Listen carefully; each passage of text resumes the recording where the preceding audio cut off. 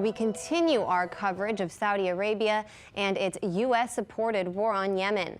This week, Secretary of Defense James Mattis called for a ceasefire to be reached in the country within the next 30 days.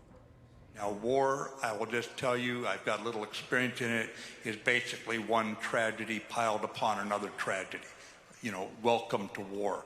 But our goal right now is to achieve a level of capability by those forces fighting against the Houthis that they are not killing innocent people. Longer-term solution, and by longer term, I mean 30 days from now, we want to see everybody around a peace table based on a ceasefire, based on a pullback from the border, and then based on ceasing dropping of bombs. Mattis's demand for a peace table comes 3 years and 7 months into the war on Yemen, which has already left up to 80,000 people dead, according to recent estimates. On top of the war, the Saudi-imposed economic blockade of the country has pushed 14 million Yemenis to the brink of famine, with an estimated 50,000 children believed to have starved to death last year alone. What's more, a cholera outbreak in the country is thought to infect an additional 10,000 people per week. Here is how one member of the Houthi political council in Yemen reacted to Mattis's comments. Stopping the war and the acts of aggression, first of all, from the aggressor states, which are supported by the U.S., the country of this Secretary of State, is of a necessity. We currently are not acting as aggressors against any of our neighbor states. They are doing so against us. And so when the war stops and the aggression against us stops, we will be for a peace which will preserve our independence and protect our independent entity from any interference from any other state, whether they are neighboring or not.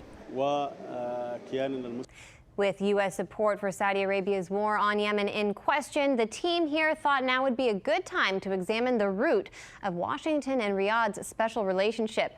Producer Kei Pritsker is here to discuss exactly that history. You were so popular earlier in the week, Kei, that we just had to bring you back. This relationship kicks off in 1931. That's when the United States formally recognized Saudi Arabia and established diplomatic relations. What was behind that decision? Yeah, so in 1931, the Saudi ruling class was looking for international recognition, and they struck a deal with the United States. John D. Rockefeller Standard Oil was given the right to explore Dhahran's oil fields in exchange for the creation of U.S.-Saudi diplomatic ties. Fast forward to 1943, the relationship expands when Italy bombs Saudi Arabia, and Saudi kind of realizes they don't have a military to defend itself, and then FDR says the defense of Saudi Arabia is vital to the defense of the United States. It's an interesting statement, but if you take the U.S.'s interest in Saudi's oil into account, it makes a lot of sense. And then in 1951, the U.S. Army Corps of Engineers creates its first military installment in Saudi Arabia.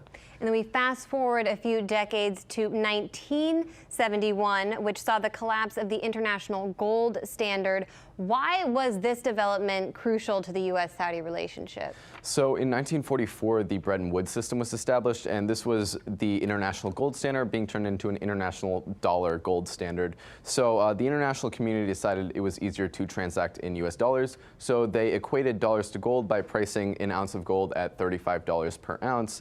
And this peg was up to the U.S. to maintain, and it was done on the honor system.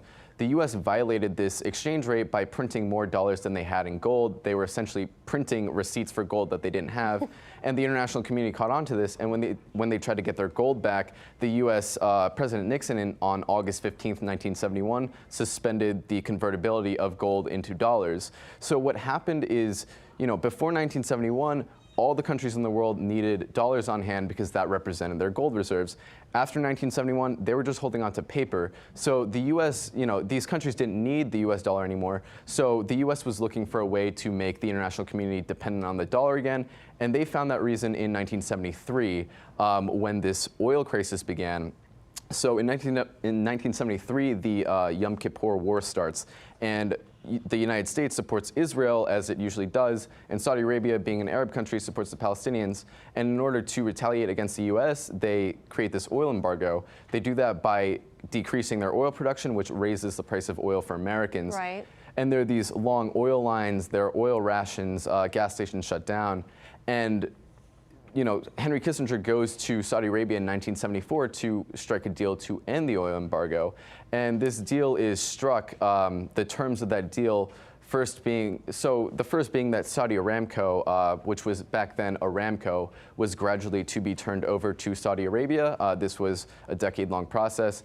And then the U.S. also pledged further military support and arms sales to Saudi Arabia. I think we have a list of some more aspects of this deal, right? This is what you're talking about? Yes. So if you ever wonder why the U.S. has been arming Saudi to the teeth, it comes from this deal. The original military support was a few $1 million, then it graduated to hundreds of millions of dollars, then to a few $1 billion. Now, Trump is funding the Saudis they're arming them at the tune of hundreds of billions of dollars. And then on the Saudi side of the deal, Saudi agrees to only sell oil in U.S. dollars and gets OPEC to do the same thing. This is the birth of the petrodollar. So the petrodollar is basically a system where all countries in the world need a constant supply of dollars on hand to buy oil. It's the only currency that will buy oil, and it's that way to this day. And that, as we spoke about earlier, that once again creates a situation where every single country in the world needs U.S. dollars on hand. It really strengthens the U.S. dollar. And then, Saudi also lowered their oil prices, ending the crisis. So Saudi Arabia essentially saved the U.S. dollar by saying, look, we'll only accept this currency for purchasing oil. How does all of this lead to today, the situation we're seeing in Yemen, and sort of the modern relationship we see with Saudi Arabia? Yeah, so obviously there's a lot of money and power involved in this relationship, and it only strengthened after the 1974 deal. And the U.S. and Saudi had to kind of put aside some of their differences, and they realized a lot of their interests actually aligned. So with Israel, for example, after the Yom Kippur War, the U.S. said, your problem isn't Israel. They're not really a threat to you. The real threat is communism. And, today you see MBS being very, pro-Israel. He recently told the Palestinian Authority, you're asking for too much in this peace deal. Shut up and, take the deal you're given. Same thing with Wahhabism. In this case, the United States had to cozy up to Saudi. Wahhabism is the radical ideology held by many of the Saudi ruling class. It's a literal interpretation of Islam that most Muslims don't adhere to, but it sees the world through this, Sunni Shia conflict, and it often blames Iran, the major Shia power in the region, as being behind a lot of these spats in, say, Syria or Yemen, as we talked about. Saudi sees them as proxy wars, sites of proxy wars between those two powers. And the U.S. and Saudi Arabia both have a vested interest in opposing Iran, but when it comes to communism, Saudi Arabia wasn't really against communism up until this deal was signed. The U.S. has been fighting communism during the Cold War, and they were opposing it in Afghanistan, and Saudi really picked up the slack there by funding the Mujahideen alongside the United States, which later became Al-Qaeda. We all know how that story goes. Briefly on the oil price manipulation. Yeah, so the U.S. will often tap Saudi Arabia, which is the largest oil exporter in OPEC. They control 25% of OPEC's oil exports. They'll tap them and say, hey, can you raise your oil production, which lowers the oil price. That hurts countries that rely on oil export revenue like Russia, Iran, Venezuela, countries that, the United States and Saudi both dislike.